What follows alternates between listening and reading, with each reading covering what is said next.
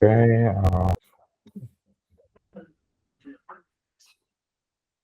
kelihatan ya. Oke. Oke. Sudah kelihatan. Oke. Halo. Oke.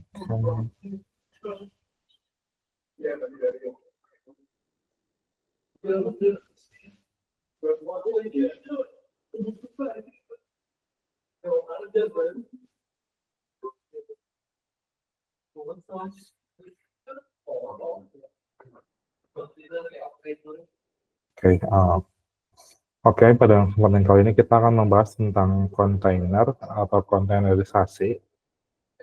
Jadi kan sebelumnya di sesi 1 dari Kang Dimas sudah perkenalan ya tentang apa itu mekanik, dan di sesi 2 kalian pun sudah hands on gitu apa cara install VM dan cara SSH di level VM-nya gitu kan. Nah, sekarang untuk di sesi 3 kita membahas kontainer. Nah, apa sih itu kontainer? Nah, bisa kita bilang ada beberapa bahasan. Sebentar, bahasan pertamanya mungkin kalau secara slide bakal dikit ya, tapi nanti mungkin kita kelebihan hands-on gitu. Jadi apa itu kontainer? Perbedaan di bare metal, VM dan kontainer, teknologi around kontainer sama basic command seperti itu. Kalau kecepatan mungkin bisa kasih tahu saya.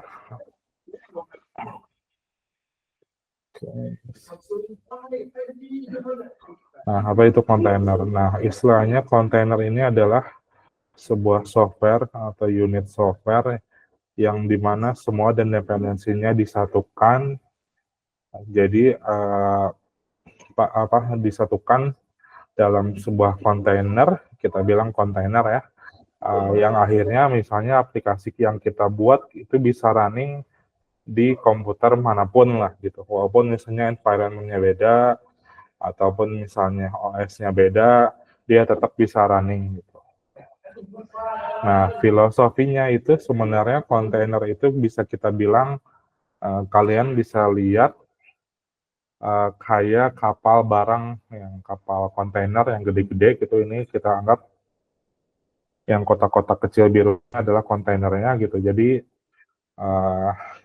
seorang developer itu membuat beberapa kontainer, misalnya ada kontainer untuk misalnya service Nginx, ada kontainer untuk service misalnya database-nya MariaDB seperti itu gitu.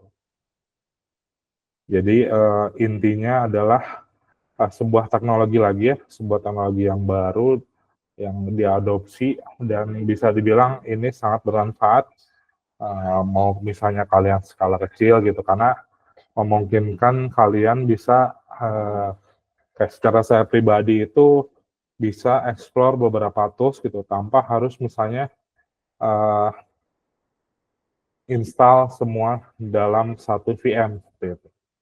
Jadi konsepnya itu sebenarnya hampir sama seperti tadi yang saya bilang kapal kontainer ya. Jadi unit-unit kontainernya itu nanti kita anggap ini si paus biru ini adalah VM-nya gitu misalnya. Nah, nanti kontainer itu ada unit-unitnya, nanti kita bisa running misalnya service-nya gitu. Kita anggap misalnya kita mau running sebuah sistem lah, misalnya satu sistem gitu ya. Misalnya ada web, ada database, ada misalnya proxy Nginx gitu. Nah, bisa kita anggap misalnya itu sebagai 3 kontainer gitu, 3 kontainer. Misalnya kontainer 1 Nginx, kontainer 2 database, kontainer 3 misalnya web gitu, seperti itu.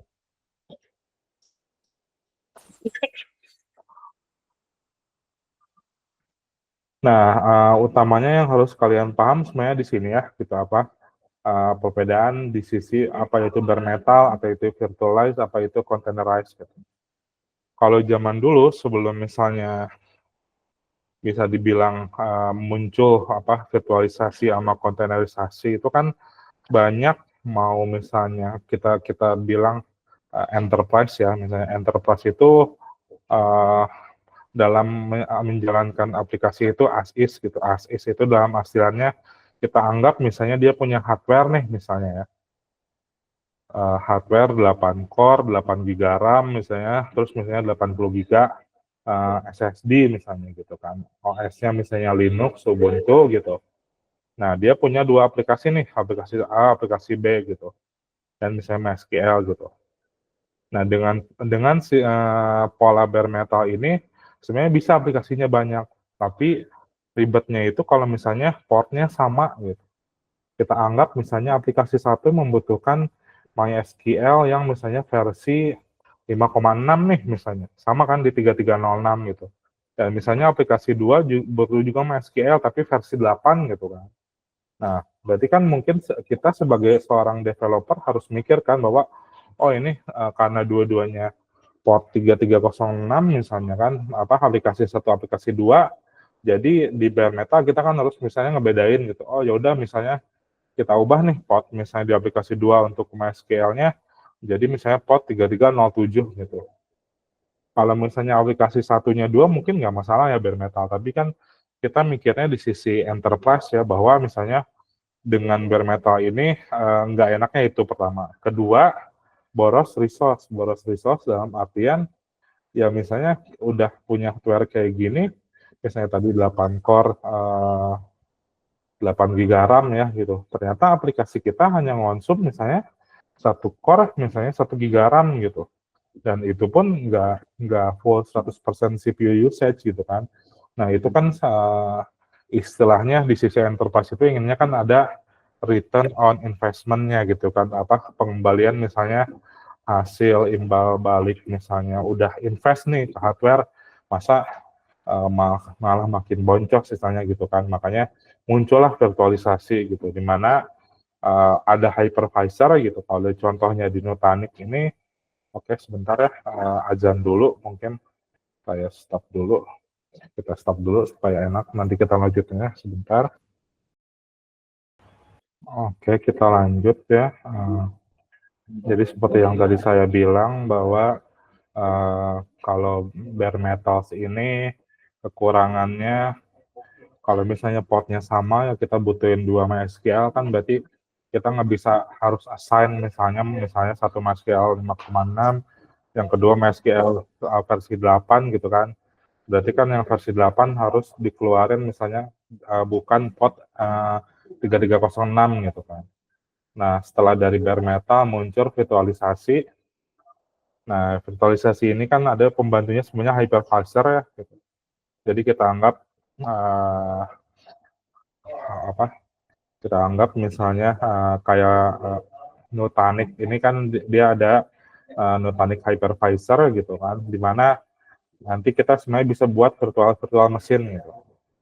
Jadi yang tadi istilahnya portnya bentrok nih misalnya virtual mesin satu, aplikasi satu menggunakan MySQL 5,6, aplikasi 2 misalnya MySQL versi 8 nih, nggak bakal nyenggol gitu. Tapi ini pun sebenarnya sudah pengembangan dari bare metal, tapi sebenarnya masih ada kekurangan. Kekurangannya itu adalah sama ya gitu. Ketika misalnya kita ngeset satu virtual mesin misalnya 8 core, misalnya 8 GB RAM seperti tadi. Tapi ternyata aplikasi yang kita running hanya 1 GB gitu kan. Berarti kan 7 core dan 7 GB RAM-nya nggak kepake gitu kan. Nah di sisi enterprise itu kan inginnya ketika misalnya dia punya hardware itu kan terutilisasi secara full gitu istilahnya gitu. Nah, maka dari itu muncul lagi teknologi nih setelah virtualisasi yang kita sebut sekarang kita bahas adalah kontainerisasi gitu. Nah, kalau yang di virtualisasi kan hypervisor-nya gitu kan. Nah, kalau misalnya kontainerisasi itu kita anggap misalnya hardware-nya ya tadi misalnya 8 core, 8 GB RAM, host operating system-nya kita misalnya pakai Ubuntu. Nah, kita di sini install container engine. Nah, container engine ini istilahnya sebagai supaya kita bisa berkomunikasi dengan teknologi kontainernya gitu. Nah, jadi kontainer-kontainer ini misalnya aplikasi 1, aplikasi 2, aplikasi 3, uh, kelebihannya itu terisolasi gitu. Kalau tadi kan masih bisa ada bentrok port ya gitu misalnya. Nah, kalau ini terisolasi gitu. Nah, setiap kontainer ini sebenarnya udah punya OS gitu, enaknya seperti itu. Dan yang, keuntungan kedua adalah ringan gitu. Ringan dalam artian kalau di sisi virtual mesin misalnya, kalian running misalnya VirtualBox gitu ya kan, berarti kan, baik, coding OS dan misalnya library untuk misalnya device hardware-nya kan termasuk gitu. Kalau kontainerisasi, yang kita ini masuk kontainer satu, kontainer 2, kontainer 3, dia hanya nge-wrapping atau ngebungkusnya itu di sisi layar operating system-nya gitu. Jadi kita anggap yang tadi misalnya dia punya 8 core, 8 giga RAM misalnya kan, dia mau running misalnya kita anggap ada 4 aplikasi gitu. Nah, misalnya di sini Ubuntu Ubuntu Ubuntu misalnya gitu kan. Nah ini bisa dibilang, eee, lebih ramah ya, lebih ramah secara resource gitu. Karena apa yang dia pakai itu ya misalnya aplikasi satu misalnya satu core, ini satu core gitu ya. Misalnya kan ternyata ada 3 core, berarti kan misalnya ada sisa 5 core lagi bisa kita utilize ke sisi yang lain gitu. Jadi, enaknya itu secara aplikasi benar-benar memakai resource-nya yang, dipakai gitu. Bedanya di situ gitu. Jadi kalau bare metal yang tadi saya bilang ya, as is gitu kan, kalau ada 2 aplikasi berbeda sulit, nanti muncul lagi virtualisasi misalnya sebagai teknologi pengembangannya gitu kan, sama virtualisasi kan berat gitu kan kalau misalnya kalian nyoba ya VMware Workstation, Oracle VirtualBox gitu kan, berat gitu kan karena kan dia ngebungkus selain OS juga ngebungkus, eee, software untuk, device-nya lah gitu, emulasi untuk device-nya gitu kan, misalnya network-nya seperti itu. Nah, kalau kontainerisasi itu hanya ngebungkus di sisi layer operating system-nya gitu. Nah, makanya bisa kita bilang ringan seperti itu. Sampai sini aman?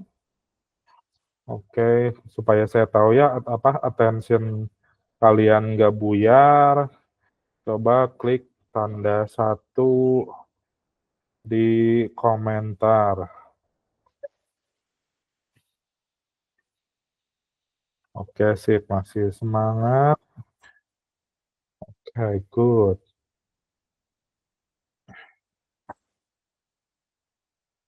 Oke, kita lanjut. Nanti kita lebih banyak hands on-nya. Oke. Nah, secara kontainer teknologi sendiri, oke, aku Nah, secara teknologi sendiri sebenarnya banyak ya, ada di sisi kontainer itu, yang sering kita dengar itu adalah Docker gitu kan, dia yang mengawali, sisi misalnya untuk, sebagai, ama engine-nya gitu. Tapi di sisi enterprise sebenarnya banyak pilihan gitu ya, ada Docker, ada LXC itu dari Ubuntu langsung gitu kan. Kalau Docker itu kan sebenarnya dari company-nya langsung. Podman ini kan karena Docker itu license-nya istilahnya, ada batasan gitu, muncul Podman sebagai solusi untuk open source-nya gitu. Tapi intinya sama dalam artian nanti yang kita buat, kita kelola itu sebenarnya sama teknologi containerisasi gitu. Seperti itu.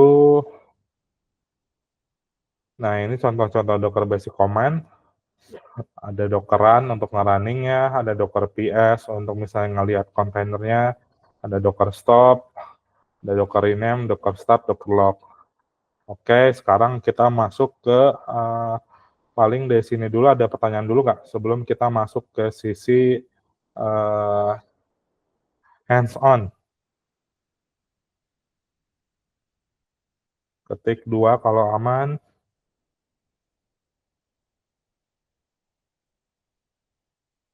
Oke, sip. Oke, kita lanjut ya.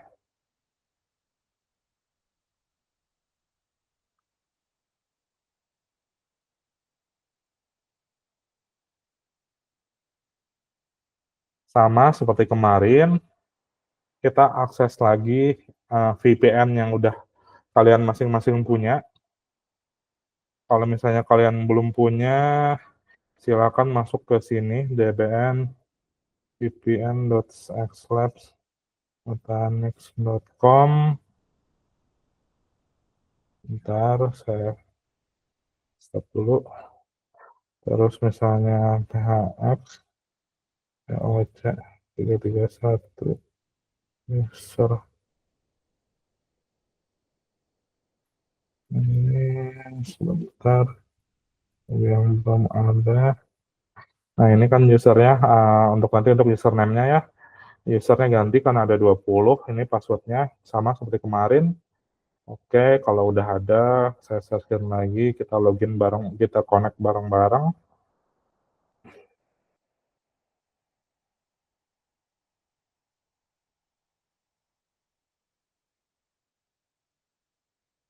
Oke, sebentar saya zoom. Nah, EHX POC 331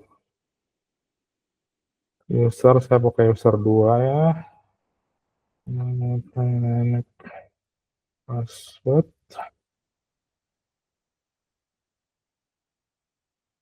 Oke, udah ada yang login. Hapus dulu. EHX POC 331 user 20.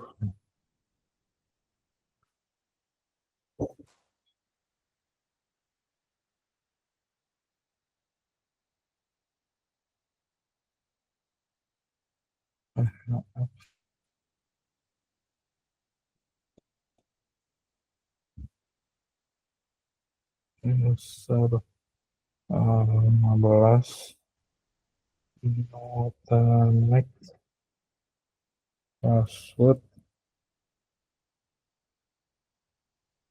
Oke,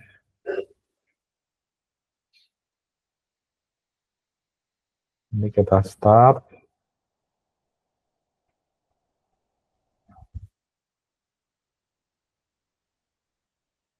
Kalau yang belum install, download dulu ya, nanti supaya pulse-nya bisa ngebaca launcher-nya. Nah, ini saya udah ada. Lagi connecting. Oke, kita coba di chat dulu, sudah aman. Angka 3 ya kalau udah connect, supaya saya tahu.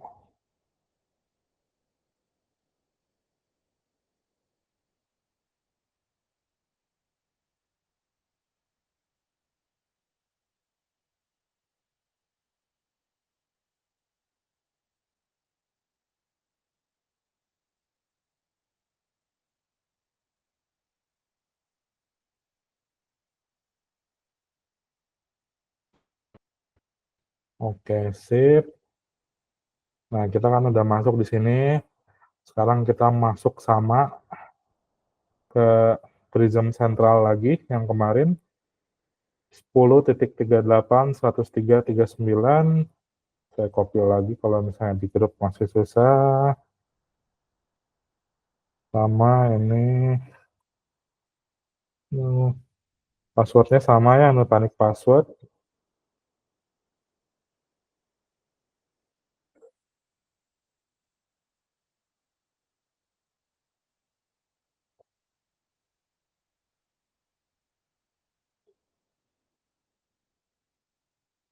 Nah, loginnya with your Nutanix account ya.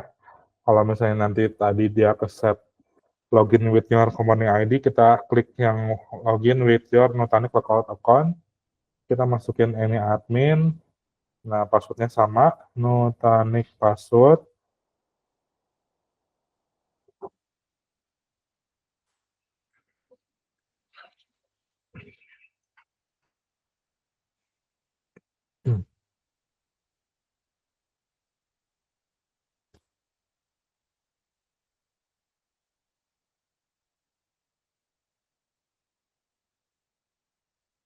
Nah, ini request dari Kang Dimas ya, supaya seragam. Sebentar,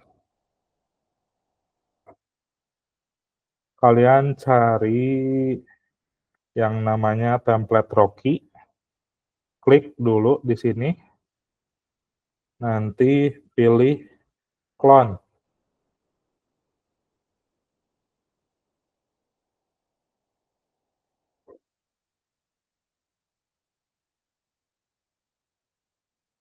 Nah, misalnya Salman 2 Advanced Configuration, kita buka. Nah, untuk networknya kita hapus dulu ya, ganti ke yang secondary 2 untuk networknya. Kenapa kita milih secondary 2? Karena yang primary sama secondary ini dipakai Kang Dimas ya, jadi supaya nanti kita bisa akses ke internetnya kita pakai yang secondary 2. Kalau kemarin kan kita pakai yang primary 1, cuman kita ubah dulu ke secondary 2. Sama ini karena tetap DHCP ya, tinggal kita apa-apain. Bagasi nggak apa-apa. Diamin dulu clone VM.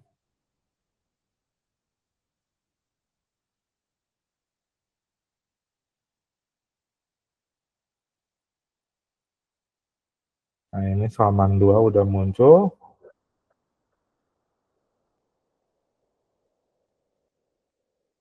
Oke. Sampai sini dulu, sampai udah cloning beres. Kasih angka 4, supaya saya tahu bahwa sudah aman.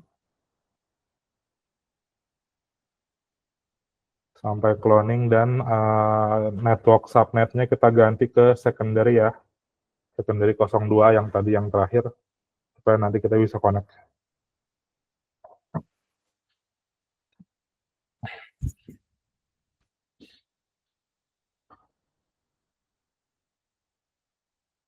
Berarti total 9 orang, oke. Oke, baru 2 orang nih, kita tunggu dulu ya, mungkin 2 menit. Yang lain aman? Cuman ganti network aja ya? Iya, network aja ke secondary 02.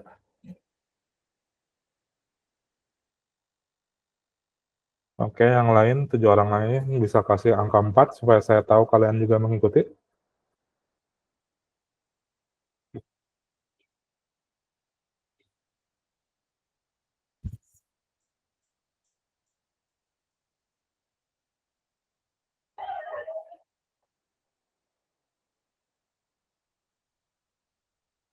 Nah, ini kita tunggu sampai 304 sebentar lagi.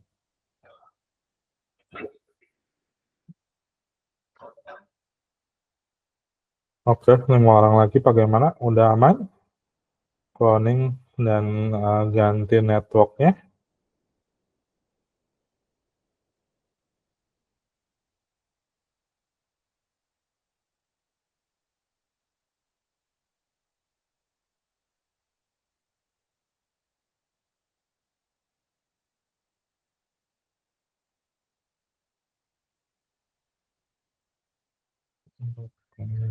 Gitu, gitu.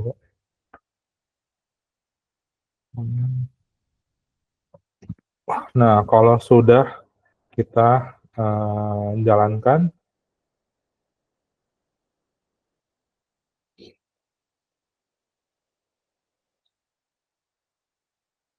power on. Nah, kenapa saya saranin kalian supaya seragam? Karena nanti dari Kang Dimas ketika materi selanjutnya supaya lebih mudah ya nanti untuk nge-tracking gimana-gimana dan kalian lebih nanti untuk secara source code nggak terlalu jauh beda gitu dengan saya sih setting itu.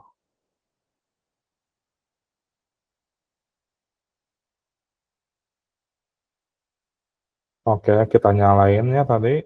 Kita nyalain dulu tadi power on. Kalau udah kita cek dulu di lowong konsol udah keluar belum.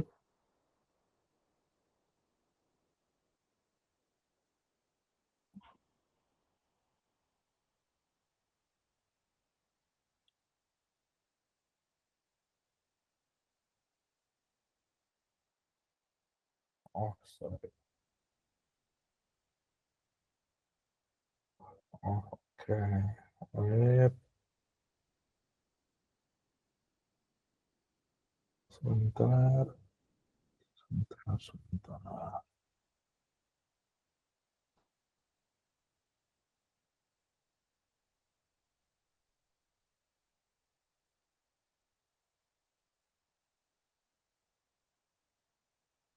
Oke.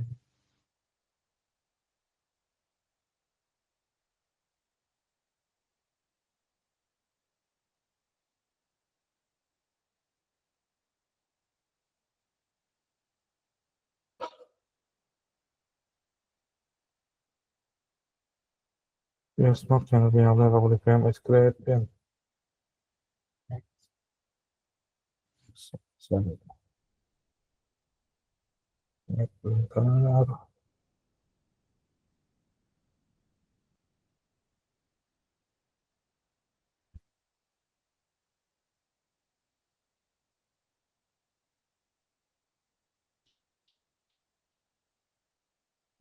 Sorry. Saya salah. BIOS-nya tetap ya, jangan diubah. Sorry.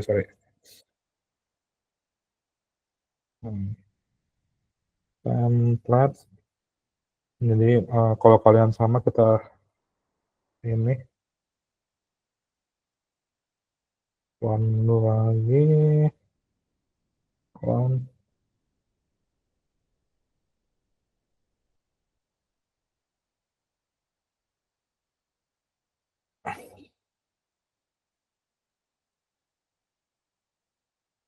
BIOS-nya jangan diubah, hanya networknya aja.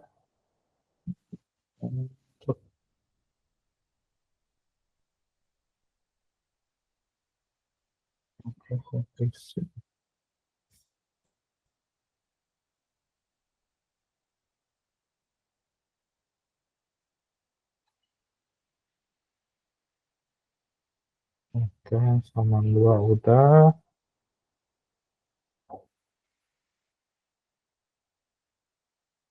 Oke, kita nyalain.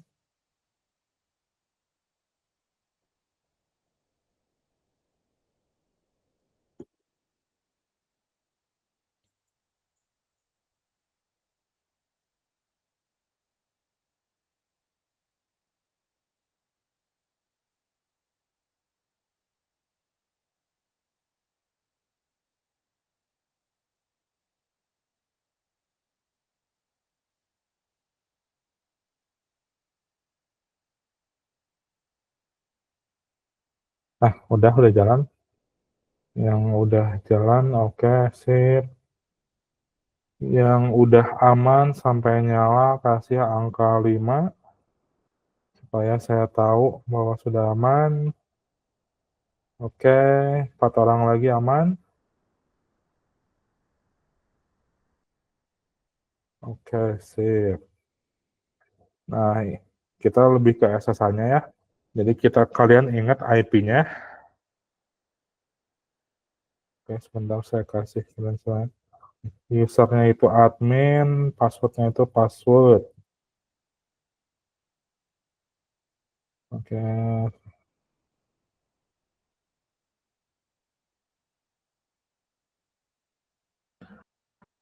Nah, kalian buka terminal, window mau pakai command prompt boleh, mau pakai PowerShell boleh, kalau macOS pakai terminal boleh. Kita SSH, admin, saya gedekan.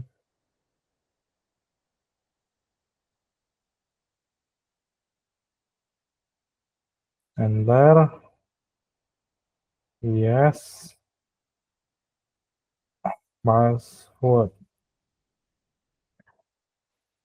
Oke.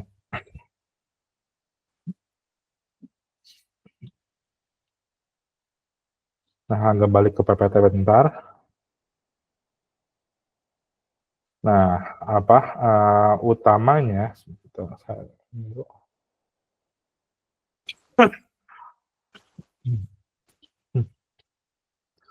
nah, kenapa kita pakai Rocky Linux ya? Menjadikan istilahnya Saya tulis dulu di sini. Saya tulis dulu sini ya. Linux kan sebenarnya banyak ya. Nah, apa? Ada Red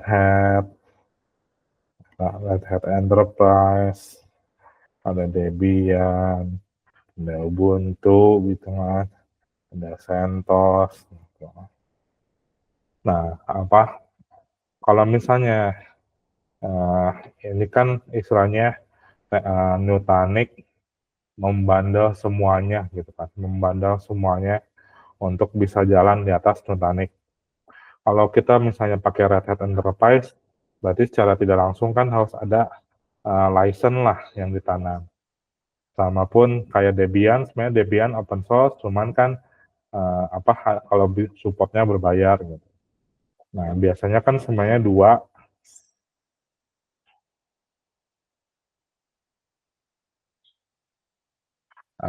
ya, Ubuntu atau CentOS gitu.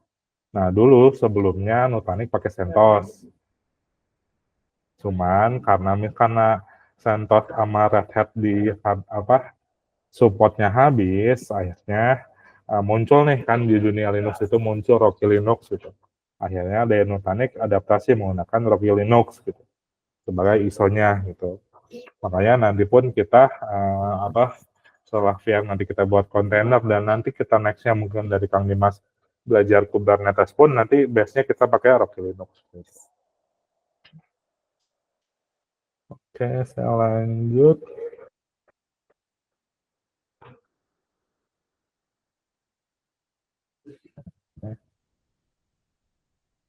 Nah, Rocky Linux kan sebenarnya base-nya itu CentOS ya.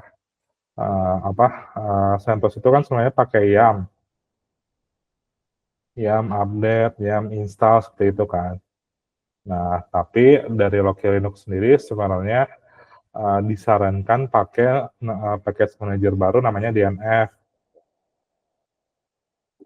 Hampir sama kayak YAM ataupun misalnya kalau di Ubuntu itu apt-get lah ataupun misalnya yang di baru-baru pakai Snap gitu di Ubuntu yang baru gitu kan. Nah, cuman kalau di Rocky Linux itu dari paket DNF-nya itu tidak terdistribusi untuk di sini kita pakai kontainerisasi Docker ya, nggak ada nih di distribusi DNF-nya gitu, agak sulit lah gitu. Jadi kita tetap pakai YAM. Nah, pertama kita YAM update mainline.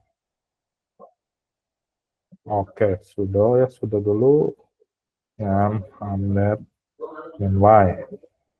Jadi dulu kita running.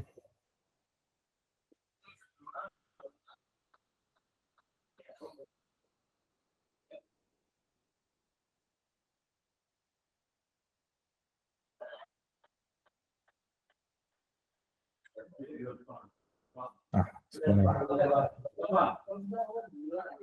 Oke, sampai sini, sampai YAM update min-y. Kalau sudah aman, kasih angka 6.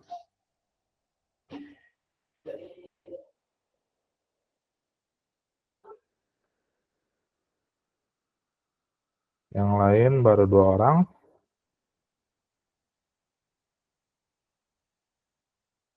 3 orang. Ini Bisa itu buat update apa ya, Mas? update dependensi OS-nya dulu, Kang. YAM update min-y-nya itu. Jadi kan jadi kan biasanya itu kan kayak misalnya istilahnya kan Docker tersendiri itu kan di luar dari repo-nya dari utamanya baik DNF sama YAM gitu. Nanti kita update dulu, nanti kita tambah repo Docker-nya supaya kita bisa install si Docker-nya di Rocky Linux ini gitu.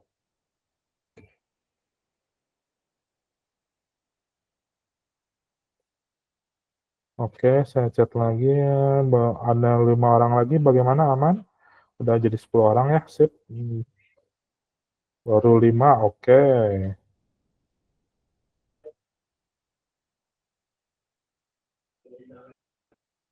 Oke, saya tunggu dulu aja supaya enak.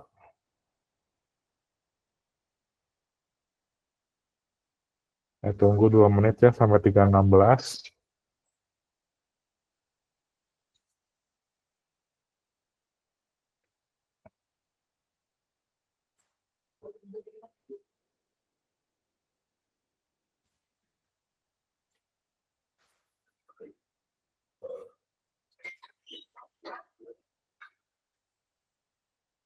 Oke, 6.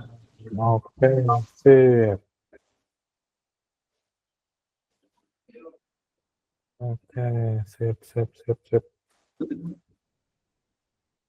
Oke, kita lanjut.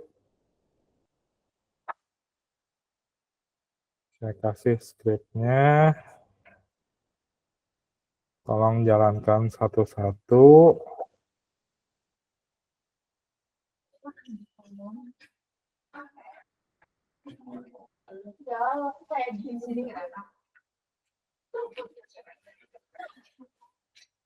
Nah, bertahap ya. Jadi ini adalah langsung dari Dockernya, langsung dari Docker engine-nya. Jadi kalau kita lihat Docker, kalian bisa ngikutin Docker engine CentOS.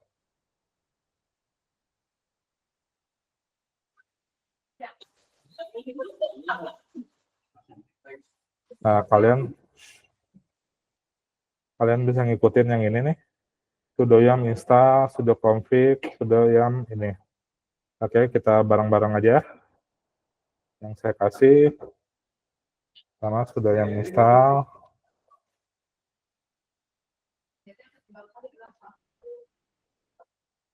Clear ya, supaya jangan enak.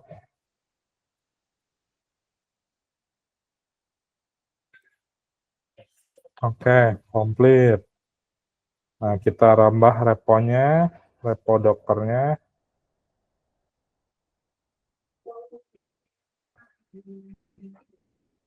Reponya Dockernya udah komplit. Nah, di sini kita menggunakan Docker Community Edition ya, supaya nggak bermasalah. Oke.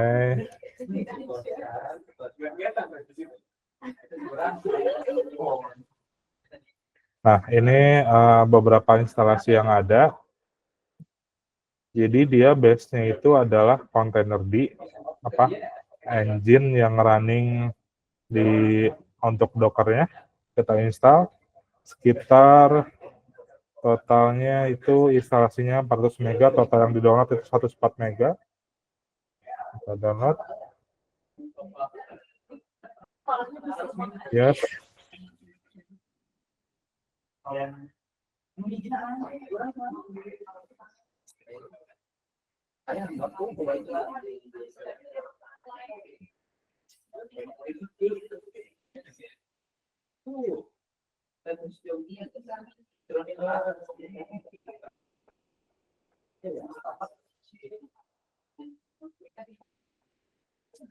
Oh, Mas, kalau ini kan dia kan naruh repo ya. Itu tuh bukan lokal di hardware sini ya, atau Enggak, di virtual machine yang udah kita buat itu kemarin, yang udah kita cloning. ya maksudnya disimpannya tuh di situ, di VM-nya gitu. Iya, di VM-nya. Kirain ini apa? Ada apa sih? Kayak GitHub gitu loh. Jadi kayak repo. Oh, enggak, ini kan istilahnya kalau masuk dulu sini ya. Istilahnya kayak mau YAM, mau istilahnya DNF, mau apt gitu ya di Ubuntu ataupun Snap, dia kan sebenarnya punya repo-nya lah, bisa dibilang repo default bawaan dari ketika instalasi gitu. Nah, bisa kita bilang kan Docker itu kan di luar repo default yang udah disediakannya lah istilahnya gitu. Makanya kita harus add dulu si repo Dockernya gitu, supaya ketika misalnya anggap kayak tadi yum install Docker CE, dia bakal nyari ke reponya ada, berarti kita bisa install. Kalau misalnya reponya nggak ada, dia bakal nanti instalasi error gitu sih. Makanya kita harus nambahin repo dulu. Kasih. Oke.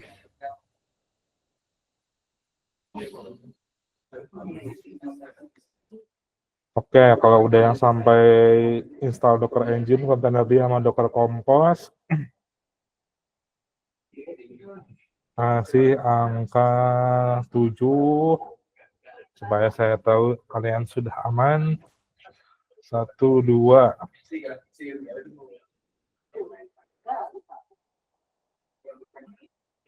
4 orang, oke, saya tunggu ya supaya kita sama-sama ngerti. Masih nunggu seleksi, oke, nggak apa-apa. Raffi dia nggak apa-apa. Kita tunggu supaya bareng-bareng.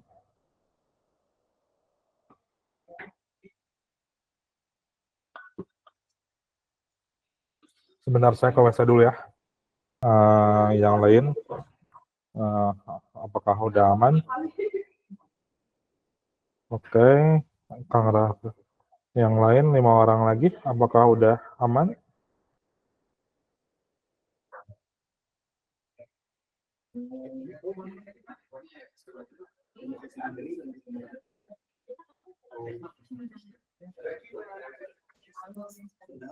Oke, sip. 1, 2, 3, 4, 5, 6.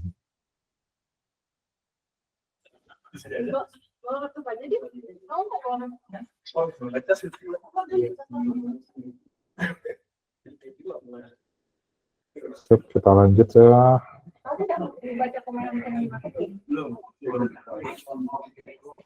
Kita sudo systemctl start docker. Sistem CTL itu kalau di Windows mah Windows Service lah bisa dibilang gitu ya. Windows Service-nya di Linux. Password.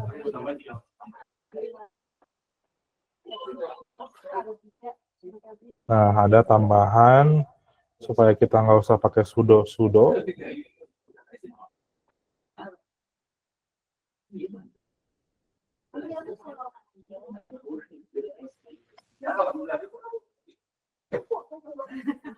Jangan dulu dipaste ya.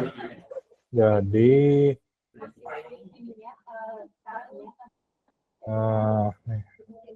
jadi kan ini kita rollback dulu bentar.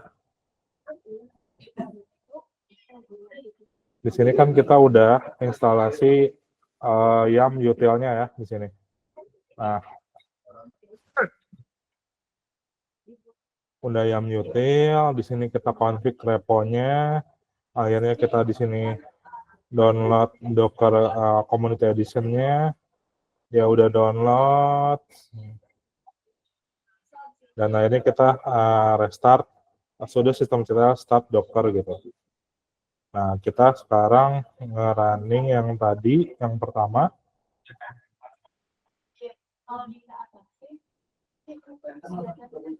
Nah, kan capek ya kalau misalnya harus sudo gitu kan. Nah, jadi, ininya kita ganti. Kita kan usernya admin. Yang user tadi, tanda dolar kita ganti.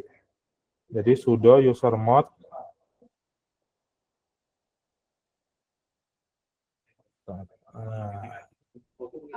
Nah, sudo usermod min ag docker admin. Jadi tujuannya itu supaya user admin itu masuk ke dalam grup Docker-nya.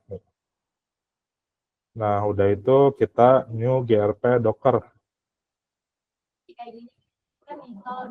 Nah, new grp docker berarti kan udah langsung ke ini ya, udah masuknya. Nah, kita clear dulu supaya enak.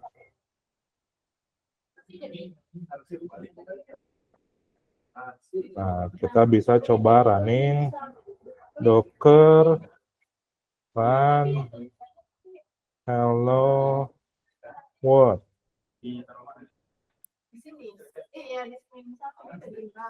Oh, oke. Nah.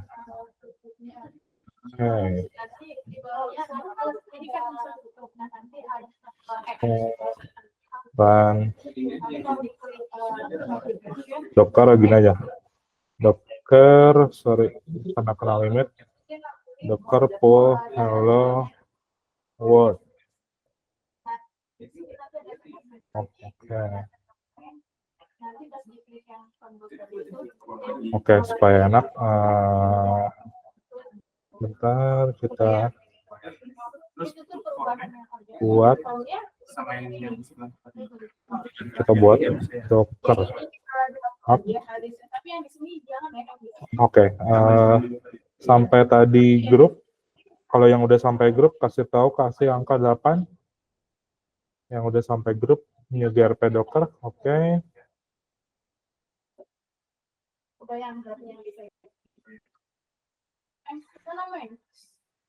Oke, 4 orang, 6 orang lagi.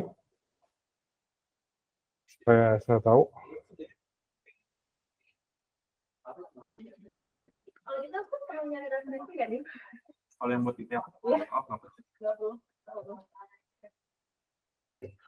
Enam orang lagi, apakah aman?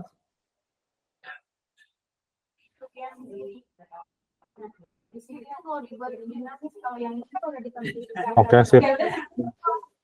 Nah, oke, sip. Oke, bisa kita lihat kan tadi dokter pool hello world dia kena limit dalam artian, nah jadi kan Docker ini kan dia punya repo ya, kita bisa namanya Docker Hub.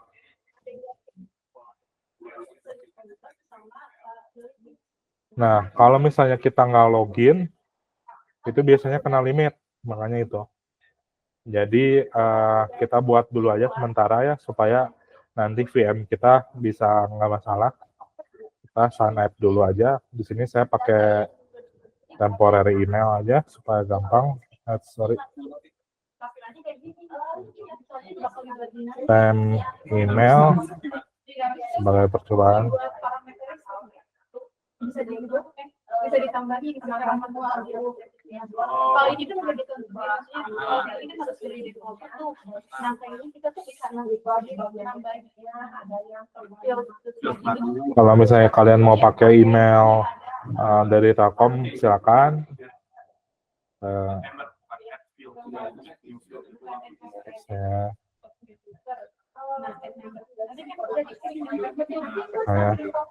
Saya satu Salman.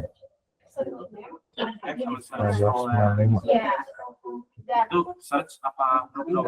Oh, yang Oke. Dan kalau yang map itu search ya, kalau itu udah kalau udah diklik oke, nanti dia bakalan ada button oke sama Nah, kita oke sama button. login dulu. Kalau udah oke, dia tuh nanti bakal dikasih data yang tadi udah dibuat di sini. Bikin baru. Iya, baru di sini. Coba yang ini. Udah, yang itu udah. Aku harus nyari referensi ya. Nah, kita udah masuk ya. Nanti masuk ke my account setting. Account setting. Saya cerahin supaya gampang. Like dim. Kalau sampai sini udah aman, kasih angka 9 untuk perihal Docker Hub-nya. Oh iya iya.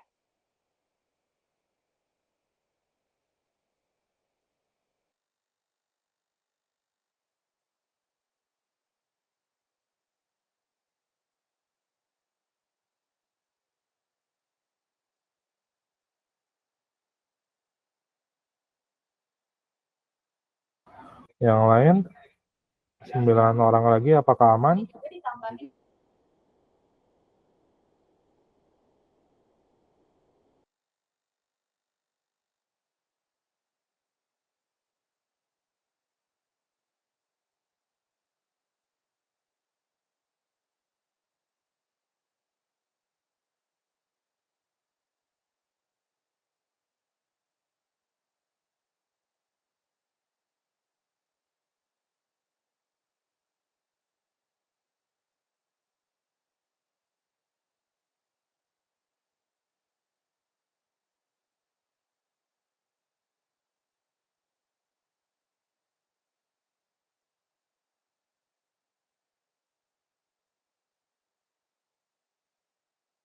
Oke, apakah sudah aman?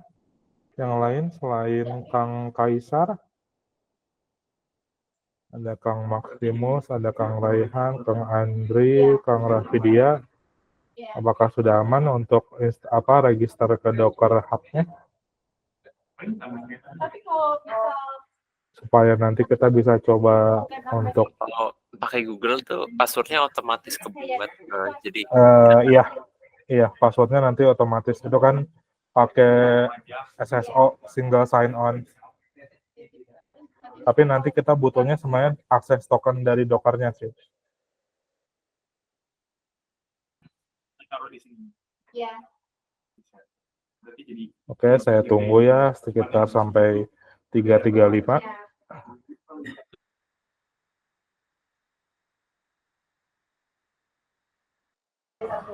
Oke, 6 orang lagi. 1, 2, 3, 4, 5. Oke, 5 orang. 5 orang lagi. Apakah sudah aman untuk sampai registrasi Docker-nya? Ya, berarti kan kalau itu sebagai gambaran ada di kebijakan tim development. Nah, ini tipe aplikasinya itu ada. Mungkin berarti yang belum itu, kalau saya lihat berarti di sini Kang Nada Jundi, Kang Atalah, terus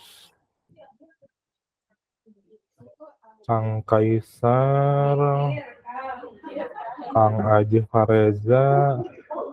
Maaf, telah sudah install. Setelah itu apa ya? Setelah itu oke. Tipe aplikasinya APBB.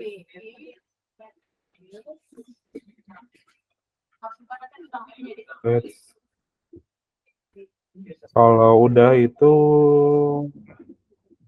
kamu ini aja. Sudo sistem CTL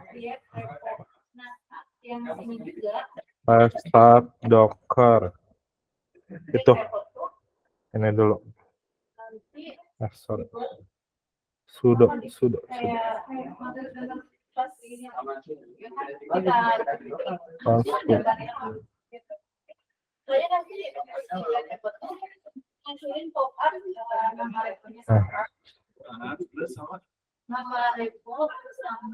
Sudo sistem CTL start Docker. Kalau udah ini jalan, nanti kamu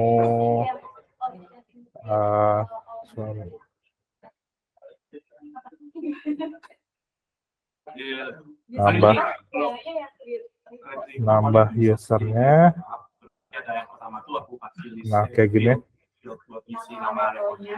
Supaya nanti kita nggak pasal pakai sudo, baru nanti new grp docker supaya aman.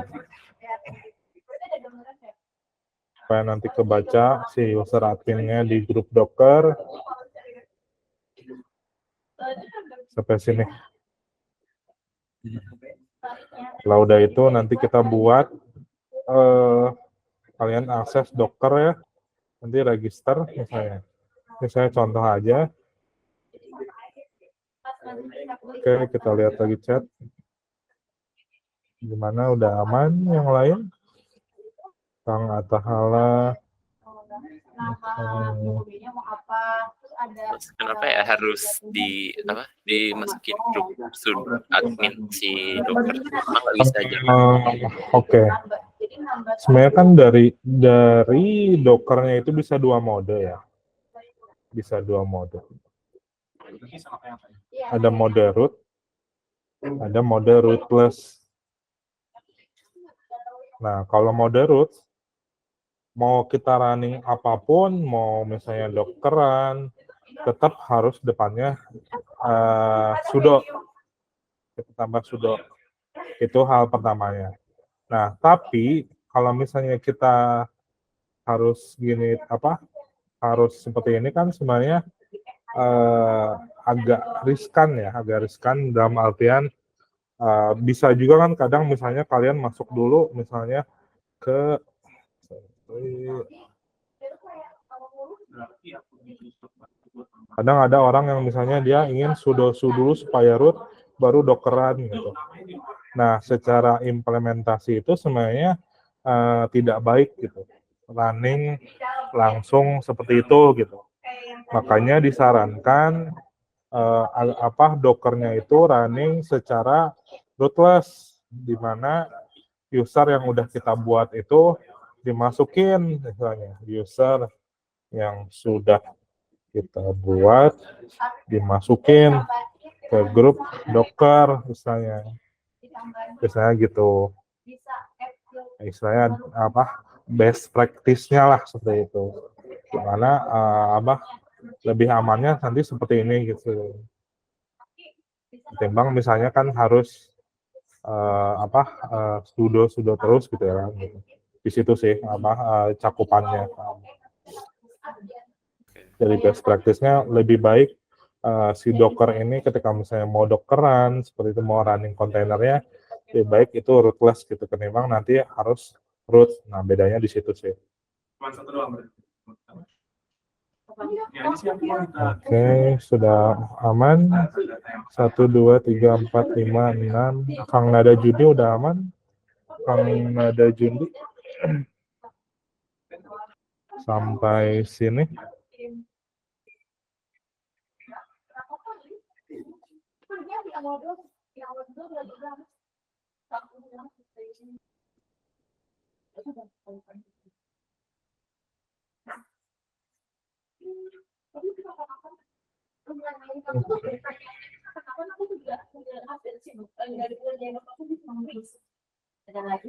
Oke, sebelum.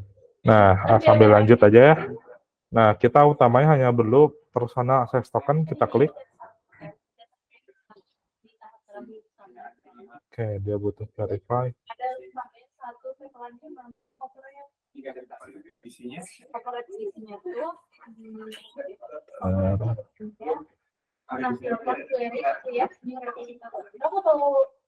Oke. aku nggak kebayang tampilan. Jadi nanti pas udah create proyeknya di GitLab, si GitLab itu bakal ngambilin query dari si repositorinya. Oke, ini yang lain. Nah, kita perlunya personal access token ya. Nah, kita di sini buat generate. Misalnya akses 1 Nutanix misalnya ya. Nah, kita bisa set permission-nya mau read only, read write, atau read delete gitu. Nah, saya biasanya supaya mudah ini aja, read and write utamanya. Generate. Nah, sampai sini dulu, sampai akses token. Udah aman, kasih angka 10. Nanti kita implementasi. Yang tadi udah ada gambar, kira-kira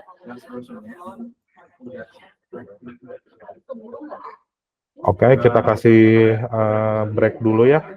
Kita break sampai jam 4, kurang lebih 20 menit, sampai kalian menuntaskan sampai tadi akses tokennya keluar. Oke, yang mau sholat mangga, yang mau istirahat dulu mangga. Nanti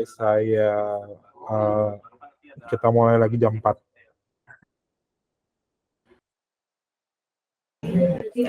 Oke, sip, kita mulai lagi ya. Saya share screen lagi.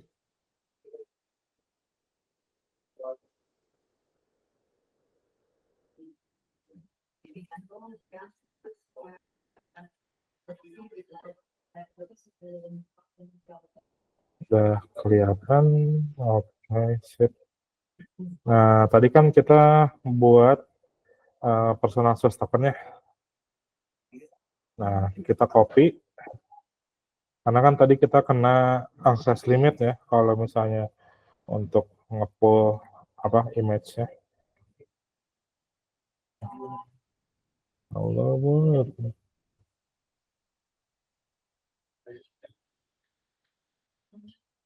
Nah, kita copy Docker login menu. Nah, masukin akses tokennya supaya nanti ada. Nah, login succeed. Oke, sampai sini saya tunggu sampai 4.10. Kalau udah aman, kasih huruf A supaya saya tahu kalian mengikuti.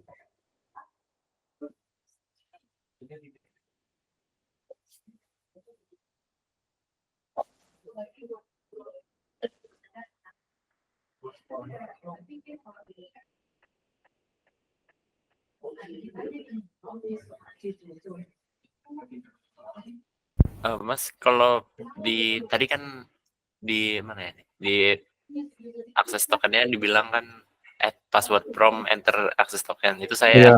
masukin password login tapi bukan password yang copy ini.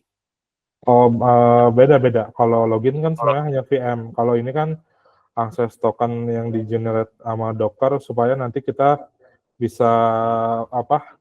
Ya full image-nya lah gitu apa. Beda. Harus akses token yang ini ya yang udah kalian tadi generate.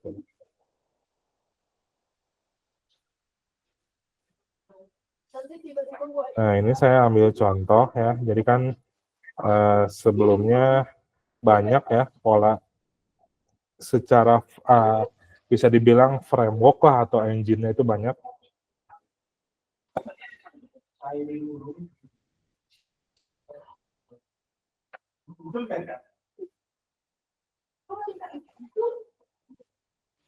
Terus so,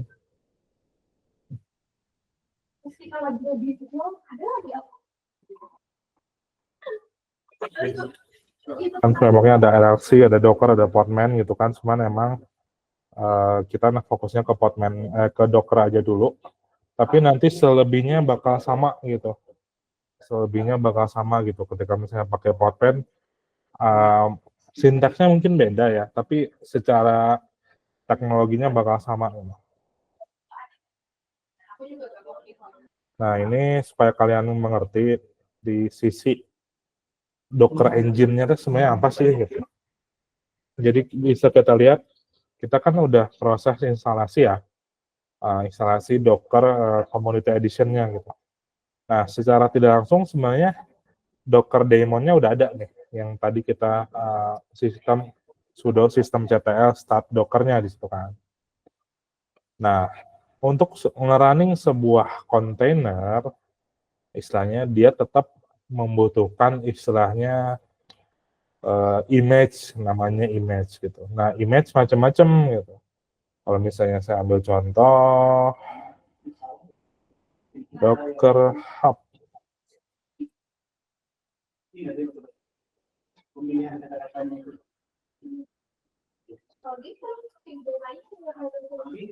Nah, misalnya saya mau buat aplikasi Node.js misalnya ya.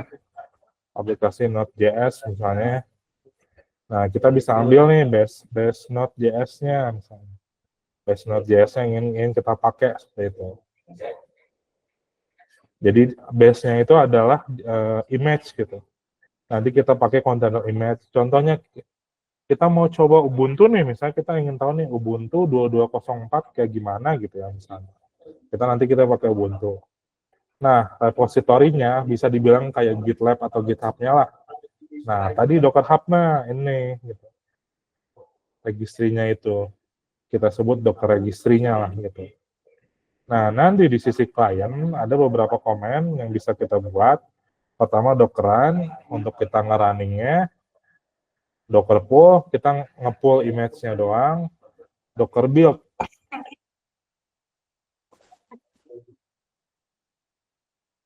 Nah, Docker build-nya kalau misalnya kita udah buat aplikasi dan misalnya kita mau ngebuat image seperti yang ada di registry gitu. Jadi nanti bisa di-running. Nah, itu kita menggunakan Docker build. Jadi secara proses sebenarnya seperti ini gitu. Nah, sampai sini dulu ada pertanyaan nggak? Atau ada yang masih bingung, Mangga? Jadi itu image tuh kayak framework-nya ya, tadi kan kayak Node gitu. Image itu iya kayak apa? Kayak base bisa dibilang kalau contohnya paling gampang mah misalnya kalian mau install Vue.js nih gitu. Base-nya kan berarti kan kalian butuh Node.js-nya kan. Nah, image itu seperti itulah bisa dibilang gitu. Nah, Ubuntu di sini sebenarnya hampir sama kayak Vue.js-nya lah kalau di web kayak gitu.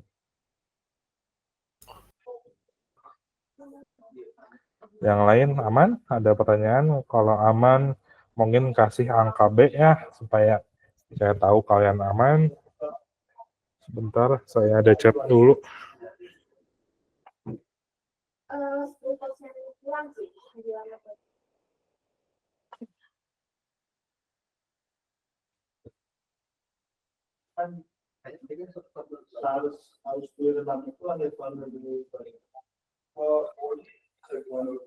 Oke, 1, 2, 3, 4, oke. Sip. Nah, oke, sekarang kita ke basic Docker command-nya ya. Paling basic. Kita clear dulu.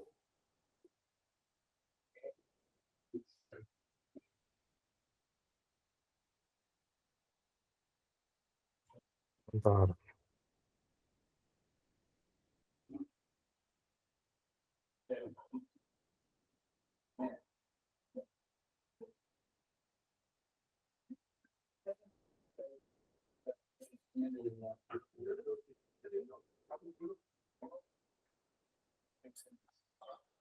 Nah, pertama kita minimal coba running.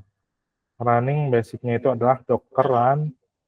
Kita pakai image-nya. Misalnya kita contoh di sini kita mau misalnya pakai Nginx ya. Nginx misalnya.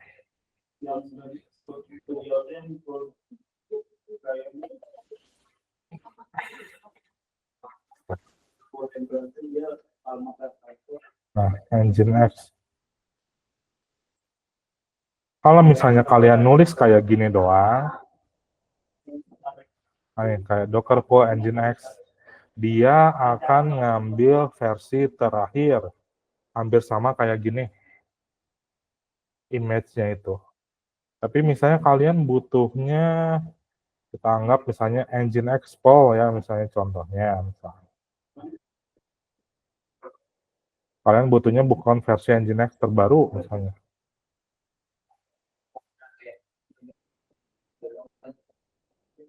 Bisa. Nah, dia akan download dulu. Nah, ini udah running. Nginx portnya 80 ya. Tadi kan ini 10.38.103.222. 10.38.103.222.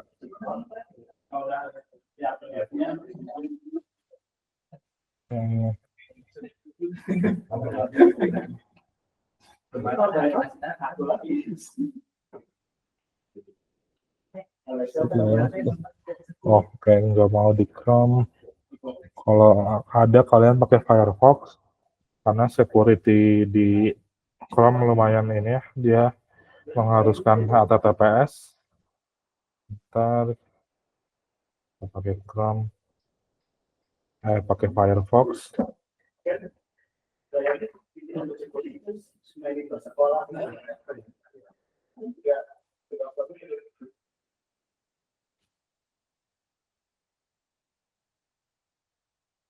HTTP 10.38.103.222. Enable to connect. Sebentar. Kita lihat. Aku login dulu Brinson Central. Isi salah IP-nya.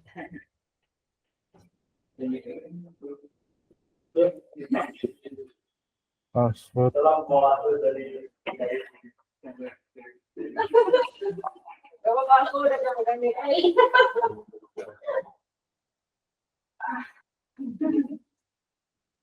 Oh iya, sorry. Nah, ini udah running. Tapi ini nggak ke-expose apapun. Makanya tadi kita coba, saya coba nggak bisa diakses. Gitu. Nah, basicnya, kalau enaknya, nah ini runningnya secara langsung ya, nggak background. Kita stop dulu aja, Ctrl C. Nah, supaya enak, kita buat caranya gini, dokteran, kasih namanya, misalnya tes 1 ya. Ini untuk nama si kontainernya supaya running, min P portnya. Nah, ada 2 ya, misalnya di sini kita kasih, nih, sisi kanan itu internal port, sisi luar itu external port. Seperti itu. Jadi kalau di kontainer itu bisa beda, misalnya internal portnya 80, tapi kalian mau keluarin ke 8111 misalnya, bisa gitu. Eksternal tuh yang diakses sama user. Iya, eksternal yang diakses sama user. Bisa yang di eksternal. Jadi ini bisa custom ya, nggak harus misalnya port 80 gitu. Tapi tetap internal portnya itu 80. Kita coba 80 dulu ya. Nah, kita image-nya sama tadi seperti Nginx. Pol. Running. Proses sudah working. Kita coba. Masih ada TPS. Nah, Nginx-nya udah jalan ya. Nginx-nya udah jalan. Misalnya, saya ingin misalnya beda nih misalnya. Saya stop lagi, Ctrl C, saya ingin beda misalnya. Portnya misalnya inginnya 8111 gitu.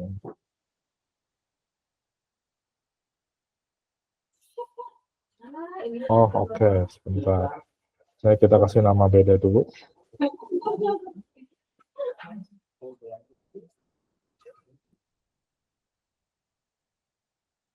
Ini kita kasih ganti port 8111. Nah, sama running ya. Jadi enaknya kontainer itu istilahnya kita port keluarnya itu bisa mudah gitu. Nggak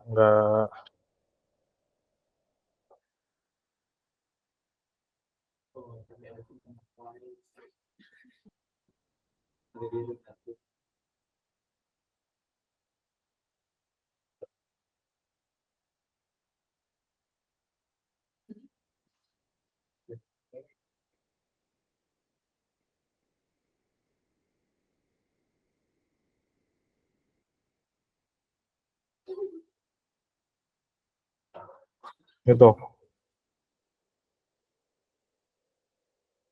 Sampai sini dulu sama dokteran, ada pertanyaan?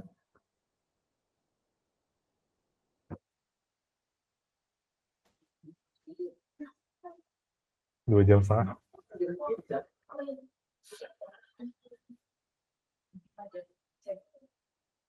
Kalau ngeran yang tadi gimana? Kan kalau Dockeran kasih nama itu kayak ngebuat baru lagi. Nah, tadi kan kita lebih ke Dockeran langsung ya. Nah, kita bisa ngelihat misalnya apa aja sih yang udah kita running. Nah, kita bisa pakai Docker PS. Docker PS min A. Kalau Docker PS itu dia bakal ngeluarin list-list kontainer yang aktif. Kalau Docker PS min A itu dia bakal ngeluarin yang udah status exit. Nih, bisa kita lihat nih, dia punya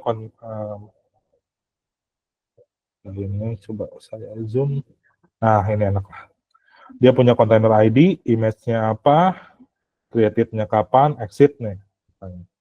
Itu. Misalnya kita anggap kita mau running lagi nih si T1 nih. Oh, ini enggak ketok misalnya. Misalnya kita delete dulu ya, misalnya kita delete misalnya. Misalnya kita mau docker start aja nih, kita mau docker start T1 misalnya. Nah, dia bakal jalan, kita docker PS lagi aja. Tuh. Sorry. Nah, dia keluar nih. Port aslinya 80 TCP diekspos, di luarnya 0.0.0 di port 80. Kita coba lagi.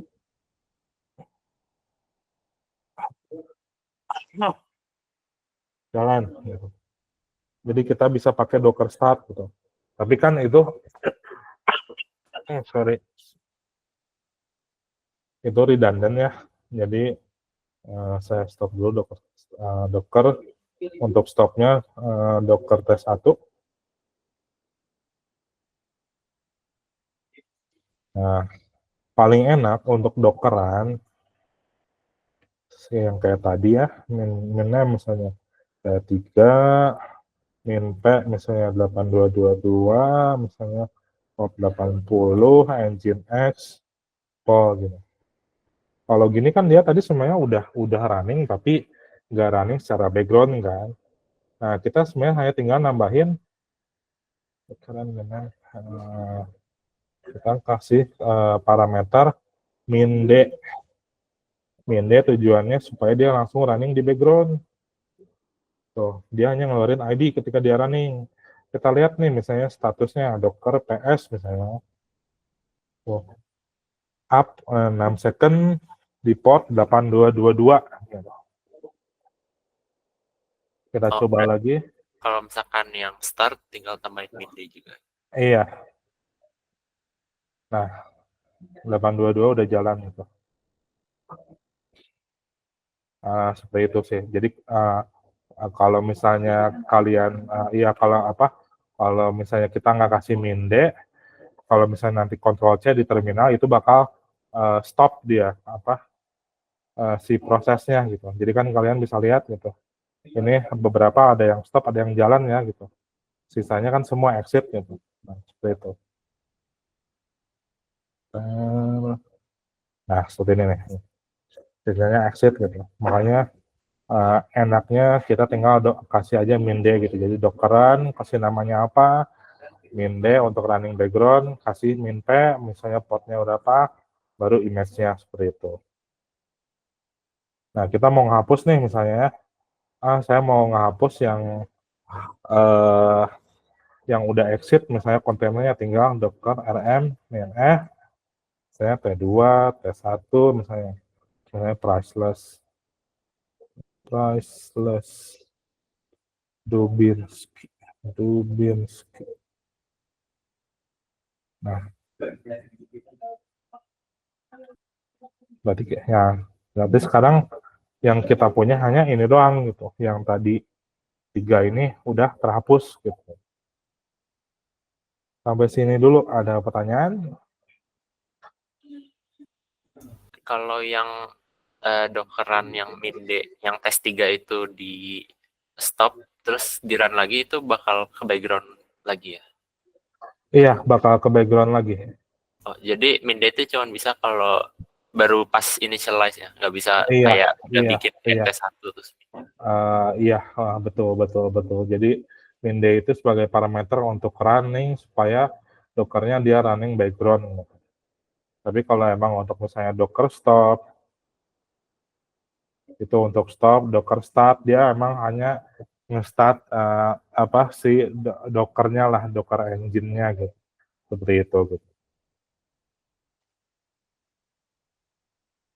Nah, tadi kan kita untuk running si Docker Nginx ini dengan T3 kan kita udah pakai image ya. Misalnya kita mau lihat nih image apa aja yang udah kita download.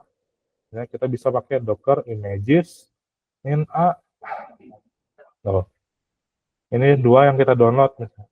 Contoh misalnya kita mau nge-pull, saya mau contoh mau nge-pull misalnya saya mau nge-pull image dong supaya di lokal misalnya Docker pull misalnya Node.js misalnya contoh ya.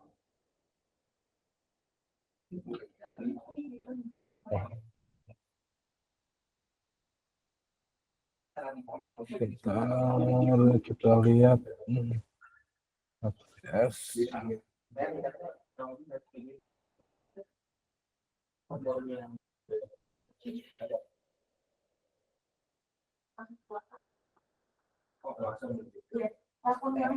Oh, sorry, kayaknya beda.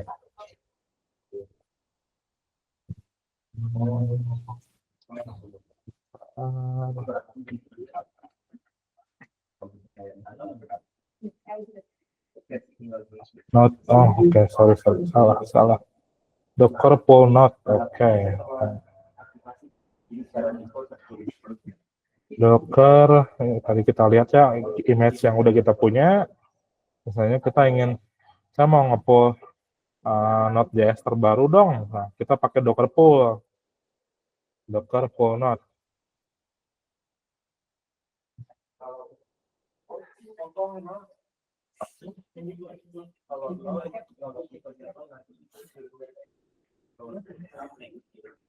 Kayak gini, kita cek lagi Docker images min a. Node-nya udah jalan. Ada pertanyaan lagi? Boleh, mangga.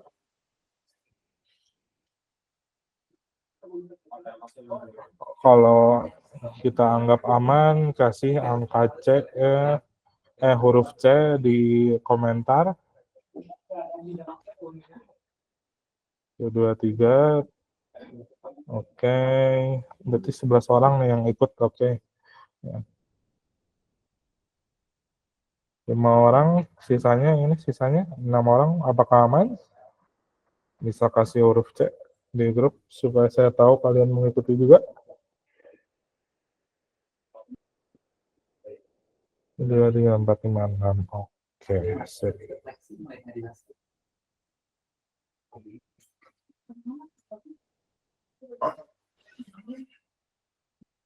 Seperti itu. Nah, saya ambil contoh ya. Misalnya ada kasusnya seperti ini.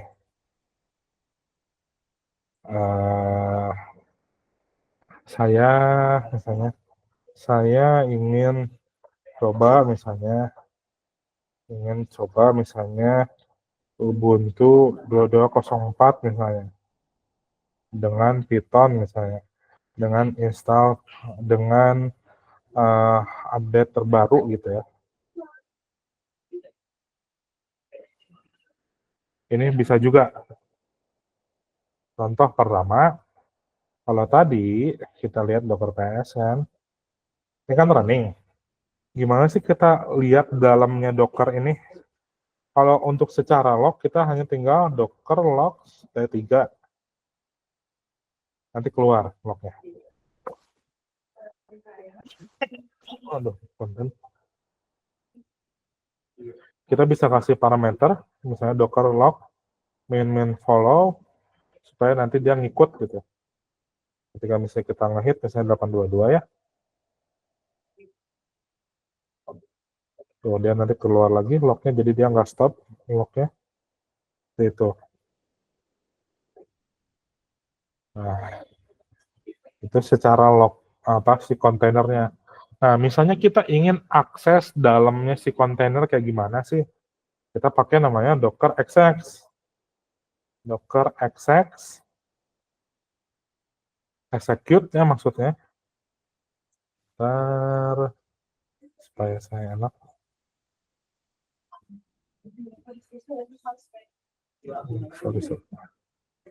Sorry. Docker execute, kasih parameter min t, min it. Min it ini maksudnya interaktif. Nama kontainernya kita kasih base. Base ini maksudnya kita mau running dia secara base. Sorry, errornya apa? Salah.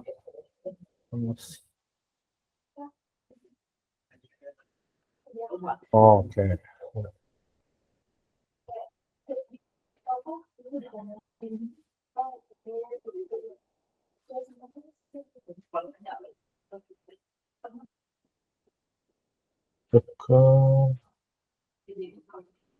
Oh, sorry. Salah ya. Docker exec min it T3 base. Ini yang benar, sorry. Nah, kita lihat udah masuk si kontainernya. Kita misalnya pwd ls misalnya. ini udah masuk ke entry point-nya si yang tadi misalnya gitu, apa si Nginx-nya seperti itu. Saya ini contoh kasus yang tadi ya. Saya ingin coba Ubuntu 22.04 dengan update terbaru nih misalnya. Ini contoh Docker Exec yang tadi supaya bisa kita lihat si kontainernya.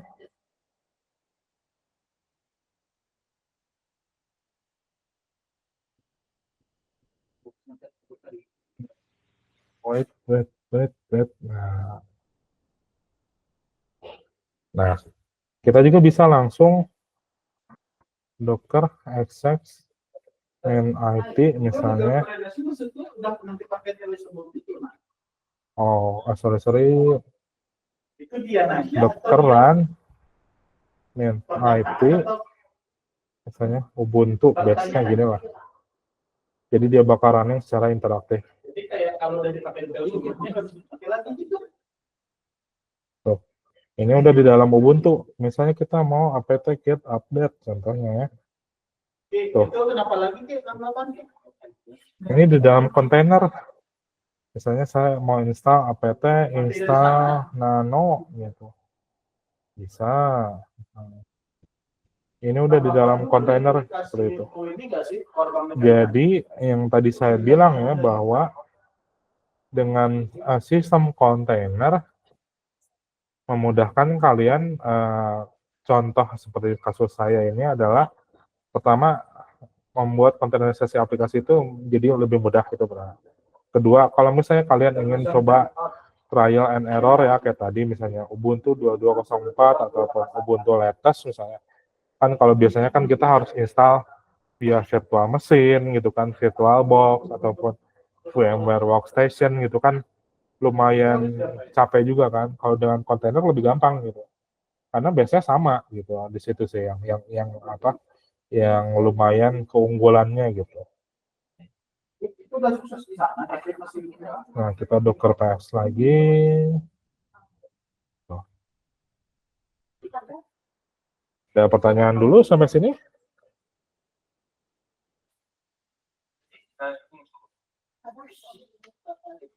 Jadi isi kontainernya tuh cuman apa Nginx-nya aja gitu tadi. Iya, OS. Kalau kayak Nginx itu semuanya OS dan instalasi Nginx-nya aja. Seperti itu. Jadi dia kontainer engine ini dia supaya runningnya dia kontainer aja supaya running, tapi dia nggak nge-wrapper untuk kayak misalnya software library device yang enggak gitu kan. Kan kalau misalnya kalian memakai VirtualBox kan biasanya kalian bisa milih kan misalnya, saya misalnya Wi-Fi-nya mau ini gitu kan. Nah, kalau kontainer enggak gitu. Dia ngikutin host operating system-nya gitu. Jadi ketika misalnya kita anggap di sini misalnya misalnya yang Rocky Linux ini misalnya punya ya kita anggap networknya misalnya pakai apa gitu ya, yang ngikutin gitu sebenarnya seperti itu sih.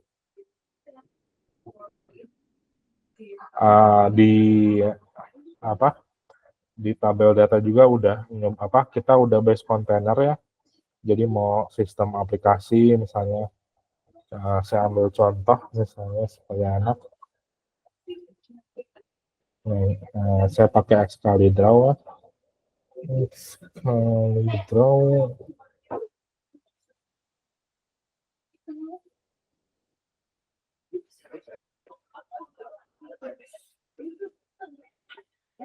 Nah, kita anggap misalnya paling gampang ya. Misalnya kalian punya mesin nih, misalnya. Kalian punya mesin, saya anggap misalnya kalian pakai VPS paling murah lah. 5.000 per bulan kan biasanya satu core misalnya. Satu core misalnya 1 giga RAM, terus misalnya 20 giga SSD lah. Nah, dengan kontainer misalnya kalian bisa maksimalin, misalnya kalian punya proyek kampus nih, misalnya sebuah sistem aplikasi nih. Misalnya saya buat di sini misalnya tanggap Misalnya di sini ya, sini Nginx plus web kalian. Web app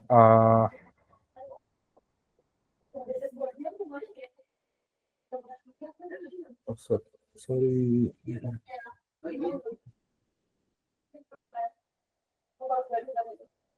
Nah, misalnya di sini backend-nya, misalnya di sini DB-nya, misalnya bisa kayak gitu. Ataupun misalnya kita anggap misalnya ini DB1 misalnya, kalian pakai Postgre misalnya Postgre 15 misalnya. Kalian mau nyoba nih misalnya Postgre lain misalnya DB2 bisa gitu. Itu enaknya kontainer gitu. Jadi benar-benar mengutilisasi sistem yang ada gitu. Kalau misalnya dengan ya kita anggap ya 1 core 1 giga RAM 20 giga SSD ya Nginx, web apps gitu ya basic nggak masalah gitu apa mungkin agak nge-lag tapi masih bisa running lah istilahnya. Mungkin 4 sampai 5 kontainer kalau berat, kalau ringan nggak masalah sih. Tapi istilahnya kalian bisa merasakan experience gitu misalnya contoh kayak kan OS banyak nih misalnya. Contoh selain Ubuntu misalnya kalian mau nyoba Alpine Linux misalnya. Bisa gitu. Ataupun Rocky pun ada versi kontainernya misalnya. Rocky gitu.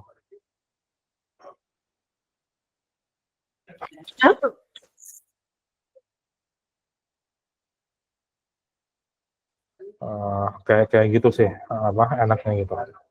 Ada pertanyaan dulu? Ataupun contoh baru-baru kayak di teknologi kontainer, jadi Docker juga bisa desktop. Ada namanya Chasm.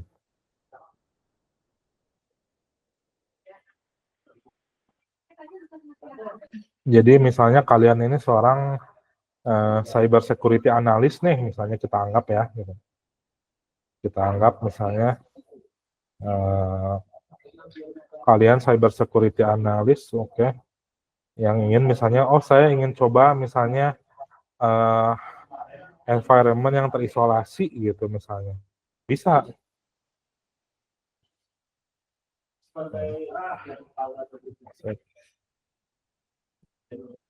Karena ini dari kontainer dan dia running di Docker. Ini demo ya, Windows DRDP. Oke. Nah, ini contoh.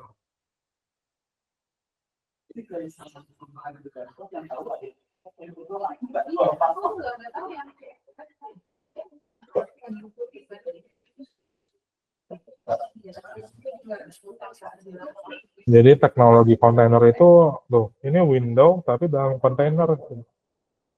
Saking hebatnya teknologi kontainer, bisa kayak gini gitu.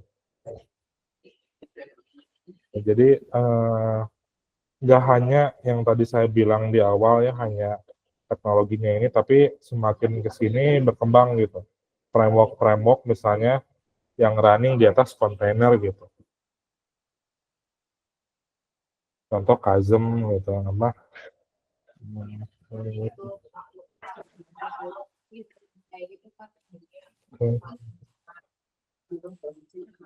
Ataupun misalnya kalian mau coba Linux desktop misalnya, bisa.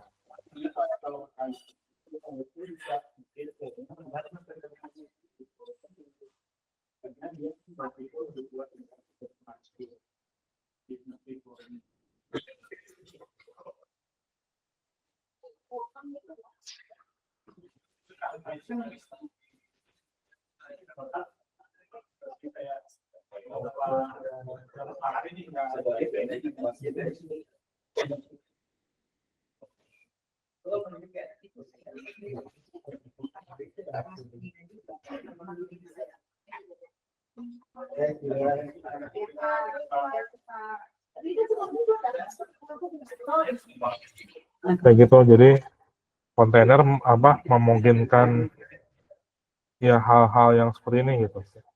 Kalau basicnya ya tadi ya, misalnya kalian nge-wrapping aplikasi kalian, mau nyoba database gitu. Tapi future-nya jauhnya bisa kayak gini gitu. Seperti itu sih.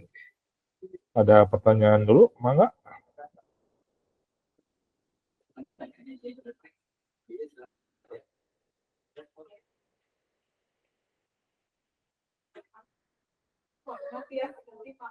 Oke, kalau aman kasih huruf D ya.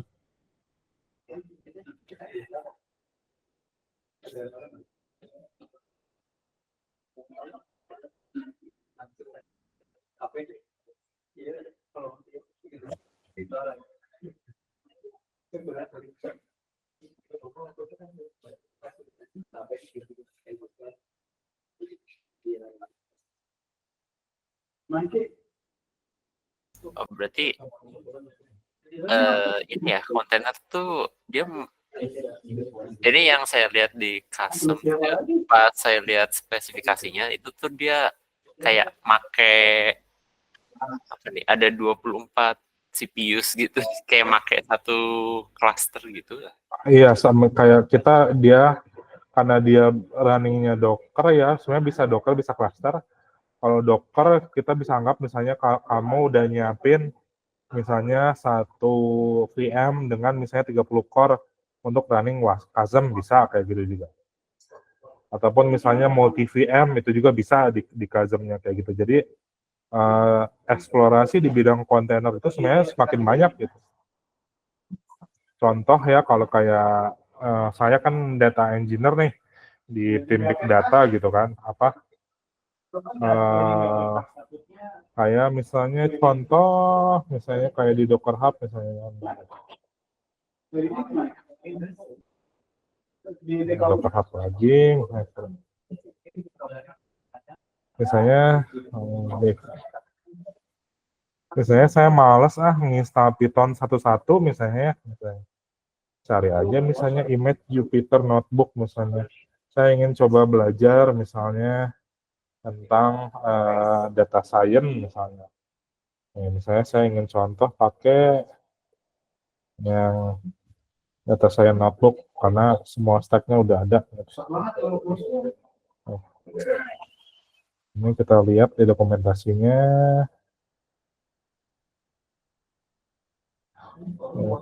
Dockeran tuh, enaknya itu.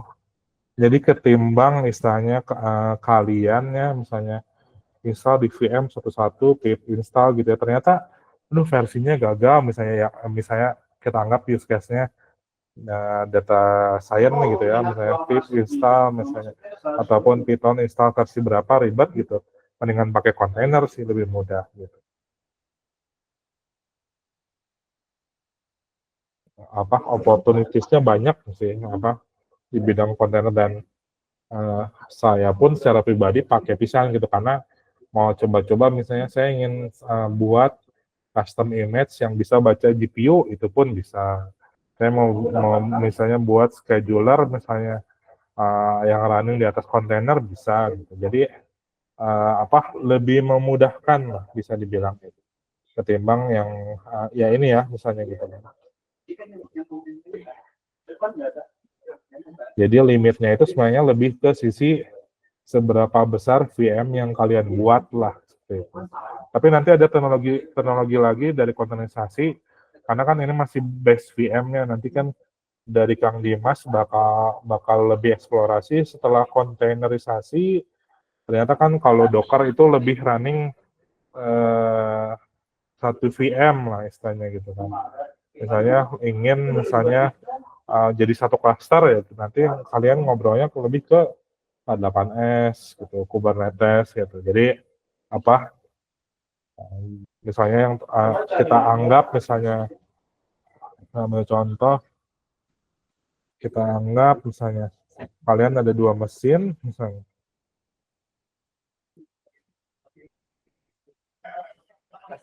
ini 20 core ya 20 core misalnya